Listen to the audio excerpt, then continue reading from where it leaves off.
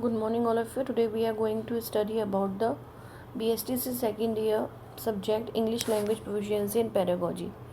We are studying here Unit 2 Reading Comprehension. And one of the most important question in this, what do you mean by reading with ease? जिसे हम हिंदी में बोल सकते हैं सहज भाव से पढ़ने का क्या मतलब है। रीडिंग हम जानते हैं कि बहुत इम्पोर्टेंट स्किल्स हैं जो स्किल्स के द्वारा ही हम इंग्लिश में अच्छी तरह से वार्तालाप कर सकते हैं, उसको समझ सकते हैं। तथा आपके कोर्स में भी ये स्किल्स दिए हुए हैं, उनमें से हम लिसनिंग स्किल्स हैं, देन सेकंड है reading skills, speaking skills and the writing skills. So today we are going to discuss about the reading skills. What do you mean by the reading with ease? किसी भी चीज़ को सहज भाव से पढ़ना।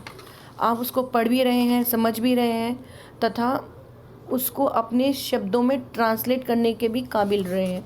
अगर आप उसको अपने शब्दों में ट्रांसलेट कर पा रहे हैं, अपनी भाषा में ट्रांसलेट कर पा रहे हैं, इसका मतलब आप रीडिंग विद कॉम्प्रीहेंशन कर रहे हैं। रीडिंग विद कॉम्प्रीहेंशन का मतलब है कि समझते हुए पढ़ना। सबसे पहले तो हम देख लेते हैं कि रीडिंग है क्या।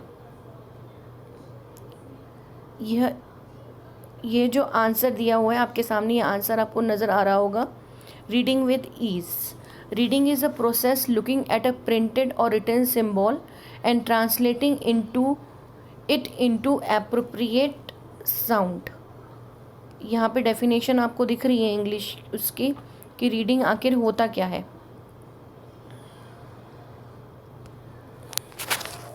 सो here what is reading? Reading with ease, इसका मतलब ये है कि बहुत सहज भाव से पढ़ना। Now what is reading is a process.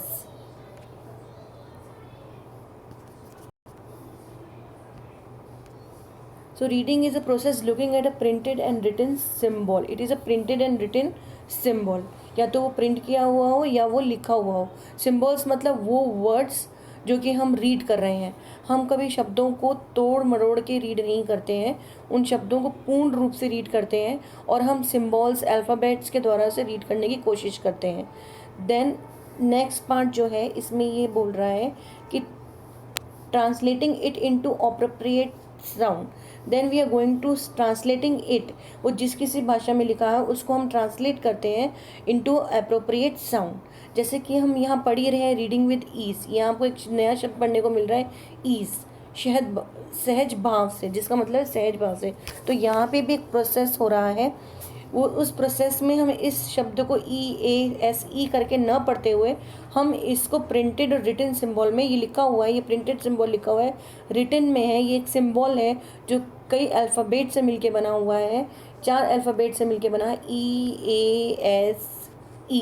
तो यहाँ आप क्या कर रहे हैं, हर एक अल्फ़ाबेट को न पढ़ के आप एक शब्द पढ़ रहे हैं ईज, फिर आप इसको ट्रांसलेट कर रहे हैं इनटू एन एप्रोप्रिएट साउंड।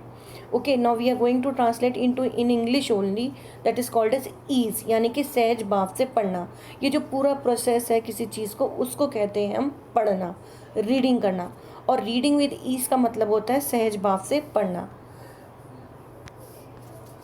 अब हम इस क्वेश्चन का आगे का पार्ट देख लेते हैं।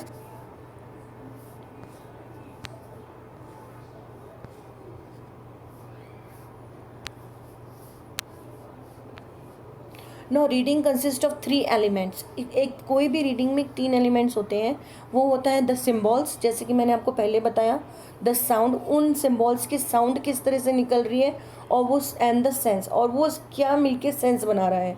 सपोज करो कि इसमें कोई भी एक वर्ड चुन लो, जैसे कि साउंड ही ले लो। ये किस तरह के किन सिम्बॉल से मिलके बना हुआ है ये वर्ड जो साउंड है, जैसे कि साउंड हम ले लेते हैं, ये किस सिंबल से बन के बना हुआ है साउंड, ये आप देख सकते हैं। जैसे कि ये साउंड वर्ड है, ये कितने वर्ड से मिलके कौन कौन सिंबल्स यूज़ किया गया, कौन कौन संकेतों का और ये साउंड किस तरह का सेंस कर रहा है। हम इस पूरी चीज़ को एक एग्जांपल के तौर पे समझ सकते हैं। सपोज एक एग्जांपल देख लेते हैं। यहाँ मैंने एक एग्जांपल लिखा हुआ है। For example the child read the word tree. यहाँ एक बच्चा जो है वो एक वर्ड पढ़ रहा है, वो जो है tree. At the same time looks at the symbol, translate into specific sound. और वो उस पढ़ भी रहा है और उनके जो अक्षर जो हैं TREE उन चीज़ों को समझ भी रहा है और एक स्पेसिफिक साउंड में बोल भी रहा है, जैसे कि ट्री।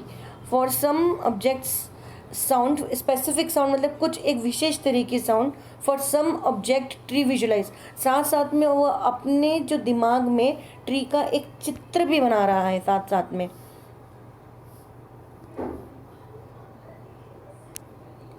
अपने दिमाग में ट्री का चित्र भी बना रहा है। कॉन्क्रीट ऑब्जेक्ट और idea for which the symbol stands, वो अपने दिमाग में कॉन्क्रीट एक आइडिया भी बना रहा है और जिससे उसको ये ट्री जो शब्द बोलते हैं उसके दिमाग में ट्री का वर्णन हो जाता है।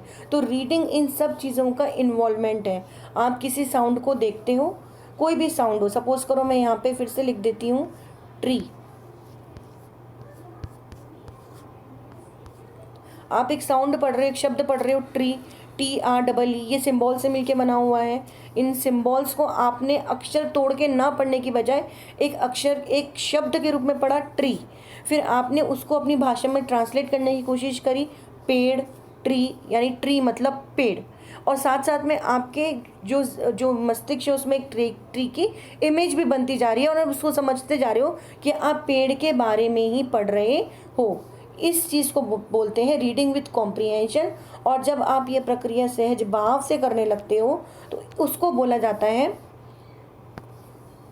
सहज भाव से करने लगते हो तो उसको बोला जाता है रीडिंग विद ईज। आगे पढ़ते हैं।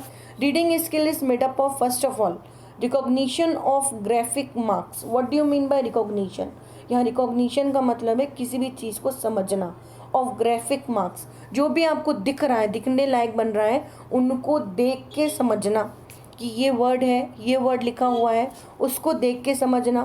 देन उस पूरे वर्ड का the correlation of these formal linguistic elements, हर एक चीज़ को मिलाना, देखना, समझना, अंडरस्टैंड करना, उसको बाद में अब शब्दों में जोड़ना, उसका मीनिंग समझना, ये सब रीडिंग है।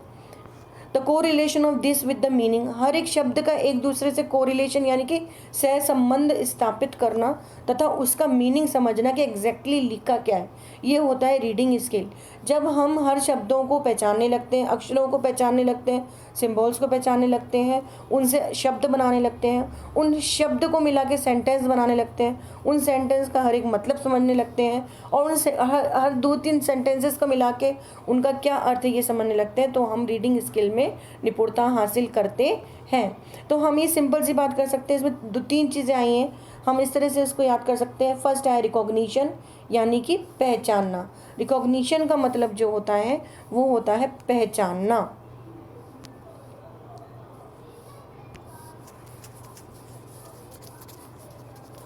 यहाँ हम एक वर्ड देख लेते हैं,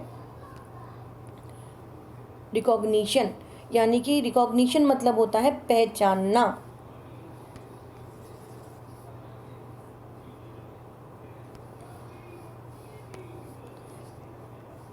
पहचानना। देन है नेक्स्ट है कोरिलेशन, जिसको मैंने अभी अंडरलाइन किया हुआ है। कोरिलेशन, एक दूसरे से संबंध स्थापित करना। लिंग्विस्टिक मतलब भाषा तत्वों के बीच, कोरिलेशन एक दूसरे के बीच में मीनिंग यानी कि अर्थ स्थापित करना, वो भी क्या होता है कोरिलेशन।